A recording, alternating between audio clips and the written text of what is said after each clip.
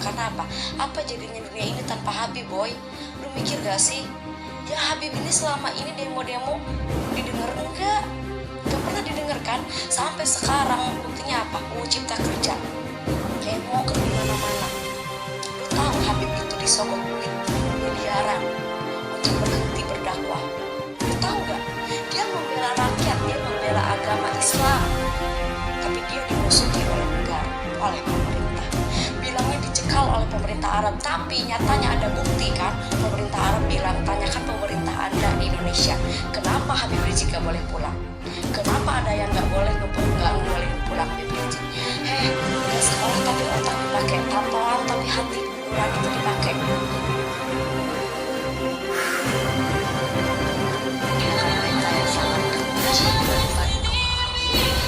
Musibah, maksudnya ya membantu kemanusiaannya itu top banget. Dan sekarang ketidakadilan pun terjadi. Makanya aku semakin cinta sama lagu Rizik dan FPI.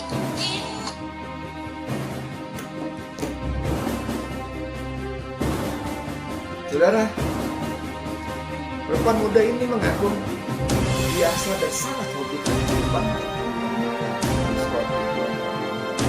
Dan benci pada Habib Rizik. Karena sering depresi ya. Karena kebebasannya untuk bermaksud dia terganggu. Walaupun dia mengaku dia belum pernah rahasianya FPI ya. Tapi belakangan begitu dia katakan tadi, begitu dia berhenti dari kehidupan malam, dia tahu bahwa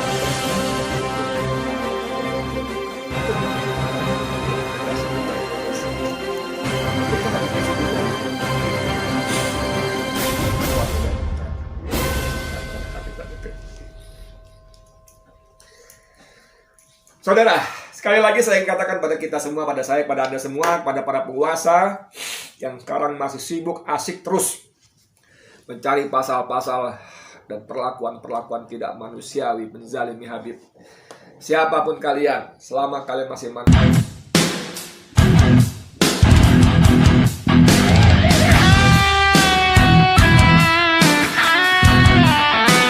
dan tidak disiarkan. Haji Sanwar .2 kami dihajar. Jadi cerita-cerita seperti ini bagaimana Habib mengalami penzaliman dan seterusnya memang tidak kunjung berhenti. Saya bacakan saja. Kuasa hukum Habib Rizik Syihab Haji Sanwar tidak setuju persidangan kliennya tidak disiarkan secara virtual pada 12 dan 14 April mendatang di Pengadilan Negeri Jakarta Timur. Kami sangat keberatan karena sidang itu disebut sidang tertutup, kata Ajis ya. Sidang terbuka dilarang masuk, akses ke tempat publik pun tidak ada. Jadi publik memang tidak bisa. Jangan kan publik, wartawan juga susah. Jangan wartawan, bahkan pengacara kayak Tri Kurnia itu juga diusir-usir. Videonya itu gila sekali, didorong-dorong, ditarik-tarik. Kurnia tahu kan, Kurnia kan perempuan yang melaporkan Jokowi, kerumunan Jokowi di Miomere dan laporan ditolak oleh polisi. Tapi dia pengacara, saudara, dan dia memang terlibat aktif dalam pembelaan Habib dan para aktivis Islam, bahkan aktivis pro demokrasi pun dia aktif membela. Ini pengajar perempuannya satu luar biasa betul memang ya. Oke, alumnus Universitas Pancasila itu menambahkan pihaknya juga tidak mengetahui mengapa sidang tersebut tak dibuka untuk umum. Dia mengklaim sejak awal persidangan pihaknya memang selalu dirugikan. Kami sudah tahu sejak awal dan sadar akan dihajar berbagai hal yang merugikan pihak HRS. Pria kelahiran Jakarta itu mengklaim hal-hal yang dianggap sulit. Itu ialah sidang eksepsi tak disiarkan, sedangkan tanggapan disiarkan. Ini juga coba eksepsi itu keberatan dari terdakwa tidak disiarkan, tapi tanggapan dari jaksa penuntut umum disiarkan. Nah, ini juga kan perlakuan yang sangat berbeda, penzaliman yang luar biasa. Saudara, seperti tadi kita ketahui memang Habib ini dianggap musuh nomor satu oleh para penyelenggara negara. Bukan oleh negara, bukan oleh para penguasa, pemegang jabatan publik. Itu dianggap sebagai musuh nomor satu dan diperlakukan sungguh-sungguh sebagai penjahat besar. Nah gitu ya, bayangkan ini ya. Jadi hanya karena prokes, pelanggaran protokol kesehatan, Dan bahkan Habib sudah mengaku bersalah dan sudah membayar denda 50 juta, tapi tetap dikriminalisasi dengan 3 berkas, 3 sedang, 3 vonis. Tentu saja 3 sidang, 3 vonis ya. Berisi 11 dakwaan, 18 pasal. Wih, seru nggak? 11 dakwaan, 18 pasal. Berlapis. Yang sebetulnya cuma pelanggaran protokol kesehatan awalnya ya, kemudian berkembang pada penyiaran berita bohong, hasil swab di rumah sakit Umi, lalu ada hasutan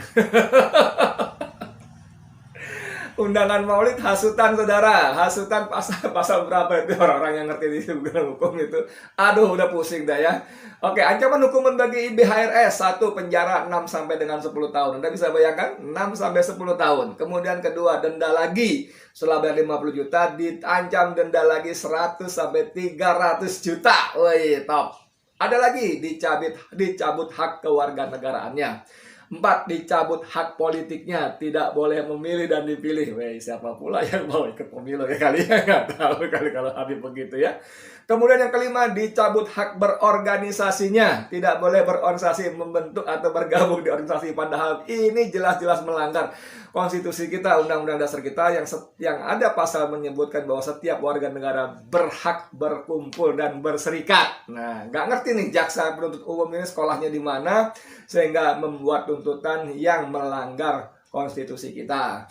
Kemudian nomor 6, hak dicabut hak bekerja, padahal ini juga menjadi hak asasi manusia setiap warga negara Indonesia, dijamin oleh Undang-Undang Dasar 45. Ada pasal yang menyebutkan bahwa setiap warga negara berhak memperoleh pekerjaan yang layak. Nomor 7, dicabut hak mata pencaharian. Kalau bekerja nggak boleh, pencahariannya pun dicabut. Lalu dia bukan dari mana? Aduh, jaksa. Kemudian dicabut hak sebagai pengajar atau guru. Nggak boleh ngajar, nggak boleh jadi guru. Ulama nggak boleh ngajar, terus ngapain? Main congklak. Jaksa. Ulama nggak boleh ngajar.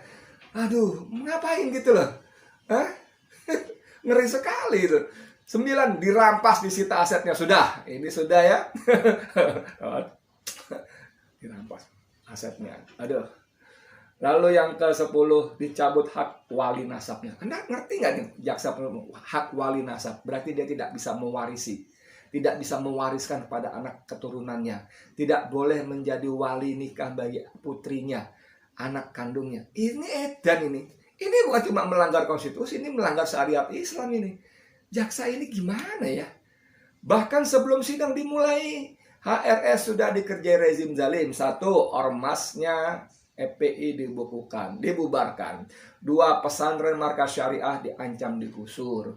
3, 6, laskarnya disiksa dan dibantai. 4, 6, syuhadanya udah mati, difitnah pula, sempat menjadi tersangka. Aduh.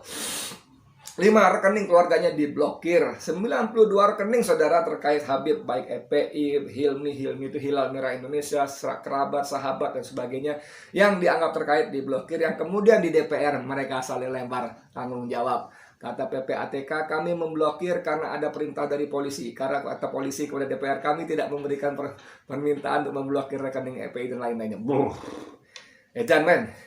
Kemudian yang ke-6, sekolah anaknya diganggu. Yang ke-7, kerja menantunya dihalangi.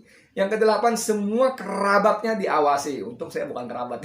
Saya cuma umat Islam pencinta Habib saja. Aduh. 9, menantu dan para sahabatnya dipenjara. Astagfirullahaladzim. Nauzubillah min zalik. 10, para pecintanya diteror. Nah ini dia nih. Diteror. 11, fotonya pun diturunkan dan dilarang. Ada operasi baliho oleh Tentara Nasional Indonesia dari Kodam Jaya. Dan enggak, Tentara Kodam Jaya turun ke Petamburan, turun ke daerah-daerah untuk menurunkan baliho dan poster-poster spanduk-spanduk Habib Rizik. Ya kurang kerjaan tentara kita ini ya dulu ya. Ke-12, fotonya dihapus di berbagai media sosial. Coba aja iseng-iseng kalau Anda punya Facebook, pasang posting foto Habib Rizik, jebret, langsung diberi peringatan, postingan Anda melanggar aturan komunitas kami, bla bla bla, pret, kan gitu kan, jahat betul. Jadi kezaliman demi kezaliman dilakukan rejim terhadap Habib Rizik Syihab dan kawan-kawan. Sampai kapan kita hanya diam? Tapi saudara, ya, anehnya ketika orang-orang yang dianggap sebagai apa namanya, punya jabatan penting, publik dipercaya, diberi amanah, begitu bencinya kepada Habib. Ini ada dua video yang mohon maaf ya, saya eh, terpaksa harus tampilkan. Pertama, video ini pendek-pendek, tapi untuk menunjukkan bahwa siapapun dia, dari kalangan manapun dia, selama nuraninya masih hidup, selama akal warasnya masih sehat, masih ada, maka akan, ada apa nyebutnya, ada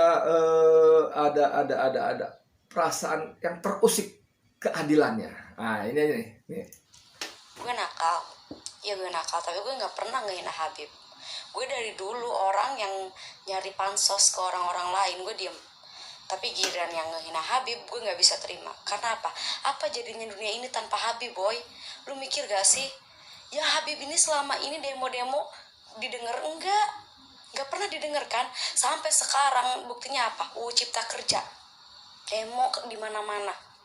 Lu tahu Habib itu disogok duit miliaran untuk berhenti berdakwah. Lu tahu gak? Dia membela rakyat, dia membela agama Islam. Tapi dia dimusuhi oleh negara, oleh pemerintah. Bilangnya dicekal oleh pemerintah Arab, tapi nyatanya ada bukti kan? Pemerintah Arab bilang, tanyakan pemerintah Anda di Indonesia, kenapa Habib Rizik gak boleh pulang? Kenapa ada yang nggak ngebolehin pulang Habib Rizik? Nggak sekolah tapi otak dipakai, tatoan tapi hati nurani itu dipakai. Perempuan muda ini mendahului postingan pendeknya dengan mengatakan, gue nakal. Dan di ujung ceritanya dia mengatakan tatoan, dia tunjukkan tatonya. Tapi dia bilang, kalau akalnya masih hidup, masih waras, nuraninya masih hidup, tidak terima melihat perlakuan yang terima oleh Habib seperti ini. Anda bisa ngomong apa, saudara? Ini fakta. Dia bukan buzzer. Siapa yang bayar dia? Munarman, gila. Siapa pembayar dia? Aziz Yanuar, gila apa? Enggak. Ini murni, saudara. Ini murni. Ini perempuan muda mengaku gue nakal. Dan terakhir dia mengatakan tatoan, tapi otak dipakai. Kalau nurani masih hidup. Oke, satu lagi. Ada satu lagi sejenis lagi yang yang perempuan ini lebih terbuka siapa dia kurang lebihnya ya. Nih. Guys, tahu nggak kalau dulu itu aku sangat membenci sekali FPI dan HRS ya. Kenapa? Karena dulu ruang gerak aku itu kan dulu sering keluar malam ya, ke diskotik, karaokean, nongkrong gitu. Dan dulu itu zamannya sering razia dari FPI dan itu yang bikin aku benci. Ruang gerak aku untuk berbuat maksiat itu terbatasi sama FPI yang katanya anarkis, tapi aku sendiri belum pernah kena razia ya. Nah setelah itu semakin hari ketika aku udah nggak pernah seperti itu, aku mulai sadar kalau semua itu FPI melakukan untuk mencegah kemungkaran gitu. Belum lagi tindakan-tindakan mereka yang sangat terpuji dengan membantu musibah, maksudnya ya membantu kemanusiaannya itu top banget. Dan sekarang ketidakadilan pun terjadi, makanya aku semakin cinta sama Habib Rizik dan FPI.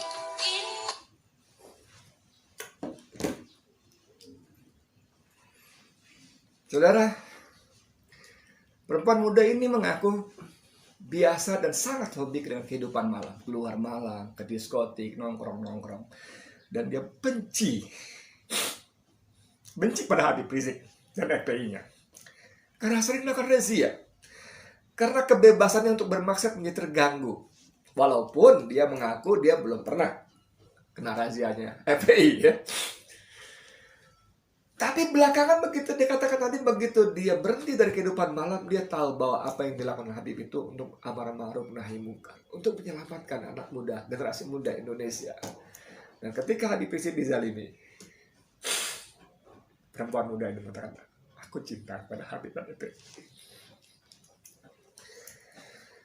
Saudara, sekali lagi saya ingin katakan pada kita semua, pada saya, pada Anda semua, pada para penguasa yang sekarang masih sibuk, asik terus mencari pasal-pasal dan perlakuan-perlakuan tidak manusiawi, menzalimi Habib. Siapapun kalian, selama kalian masih manusia, selama kalian masih punya hati nurani, tentu hati nurani kalian akan tersentuh terhadap ketidakadilan kezaliman ini. Seperti dua perempuan muda ini yang mengaku bukan orang baik-baik. Lalu kita yang merasa orang baik-baik berlindung dari di balik jabatan, jubah, agama dan segala macam gelar profesor, doktor, kiai, haji dan sebagainya, rame-rame ikut membuli dan menzalimi Habib Rizik Syihab yang tidak pernah merugikan negara sepeser pun, mencuri uang APBN, yang tidak pernah sogok menyogok, suap menyuap, yang tidak pernah melakukan perbuatan maksiat, yang tidak pernah mengimpor, menyimpan, mengedarkan narkoba dalam jumlah berton-ton-ton, yang tidak pernah menjual senjata untuk OPM atau gerakan separatis lainnya, dan yang tidak pernah mengangkat senjata untuk memberontak kepada NKRI. Habib hanya menyuarakan kebenaran, hanya menyampaikan amar ma'ruf nahi munkar, dan para penguasa hamba nafsu memusuhinya. Astagfirullahaladzim. Nasrun minallah wa fathun qarib. Sekian dari saya, Edi Mulyadi, untuk FNN. Wassalamualaikum warahmatullahi wabarakatuh.